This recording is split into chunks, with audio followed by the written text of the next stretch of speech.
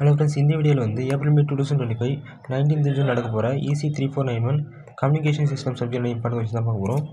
So first இப்போ unit 1 எடுத்தோம்னா முதல்ல என்ன பண்ணீங்கன்னா சூப்பர் ஹெட்ரோடைனமிக் ரிசீவரும் ஹில்பர்ட் ட்ரான்ஸ்ஃபார்மர் இந்த ரெண்டு விஷயம் கம்ப்ளீட்டாக படிச்சிங்க. அதாவது இப்போ சூப்பர் ஹெட்ரோடைனமிக் ரிசீவர்னால் அதில் இருக்கக்கூடிய இந்த various operation, block diagram, working, full details கம்ப்ளீட்டாக படிச்சிங்க. அதேமாதிரி இதில் வந்து இந்த ஹில்பர்ட் ட்ரான்ஸ்ஃபார்மர் வந்து தியரி கொஷின் ப்ளஸ் ப்ராப்ளம் கேட்பாங்க. ப்ராப்ளம் கொஷின்ஸ் பொறுத்த வரையும் ஃபங்க்ஷன்ஸ் வந்து ஃபைண்ட் பண்ணுற மாதிரியும், நெக்ஸ்ட் வந்து இந்த ப்ராப்பர்ட்டிஸ், ஸ்டேட் அண்ட் இல்லஸ்ட்ரேட் பார்த்தீங்கன்னா தியரி கொஷின் கேட்பாங்க.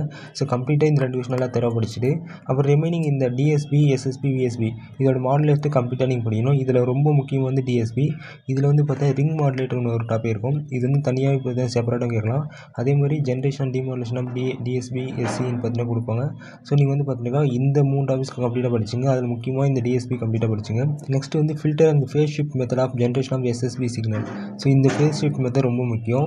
ஸோ இதை கம்ப்ளீட்டாக படிச்சுட்டு நெக்ஸ்ட்டு ஃபைனலாக வந்து இந்த pre envelope, complex envelope, AM techniques நல்லா படிச்சிங்க. நெக்ஸ்ட் யூனிட் 2 கொஸ்டின் பார்த்தோம்னா ப்ரீ எம்பசிஸும் டிஎம்பசிஸும் இது வந்து பார்த்தீங்கன்னா பச்சிலும் கேட்குறது சான்ஸ் இருக்குது. ஸோ அதனால் கம்ப்ளீட்டாக இது வந்து இந்த கொஸ்டின் ஃபஸ்ட்டு ப்ரிஃபரன்ஸை படிச்சுட்டு நெக்ஸ்ட் இந்த லோ பாஸ் சாம்பிளிங், இந்த சாம்பிளிங் தியரமை பார்த்துங்க. அப்புறம் இது எல்லாமே கம்ப்ளீட்டாக படிச்சிங்க. இது எப்படி கேட்பாங்கன்னா எதனா 3 எப்படி எல்லாம் வந்து எதனா 2 பார்த்தீங்கன்னா கம்பேரிசன் பேஸ் பண்ணி பார்த்தீங்கன்னா கேட்கலாம். அப்படிலாம் பார்த்தீங்கன்னா எதனா செப்பரேட்டாக கொடுத்து அதுக்கான டீட்டெயில் எக்ஸ்ப்ளனேஷன் கேட்கலாம். ஸோ கம்ப்ளீட்டாக இது படிச்சிங்க. நெக்ஸ்ட் வந்து நாய்ஸ் இன் எஃப்எம் சிஸ்டமோ நைக்யூஸ்ட் கிரைட்டீரியன். இது வந்து பார்த்தீங்கன்னா அந்த நைக்யூஸ்ட் சாம்பிளிங் ப்ராப்ளம் வந்து கேல்குலேட் பண்ணுற மாதிரி கேட்பாங்க. ஸோ இந்த 4 கொஸ்டின் நல்லா கம்ப்ளீட்டாக படிச்சிங்க யூனிட் 2 பொறுத்த வரையும். நெக்ஸ்ட் வந்து யூனிட் 3 கொஸ்டின் பார்த்தோம்னா இந்த 3 கொஸ்டின்ஸில் இருக்கிற டாபிக் கம்ப்ளீட்டாக படிச்சிங்க. இதில் இருக்கக்கூடிய தியரம், அதேமாதிரி ப்ராப்ளம், இந்த ப்ராப்ளம் பாருங்கள், தியரி பேஸ் பண்ணி நல்லா பார்த்துங்க.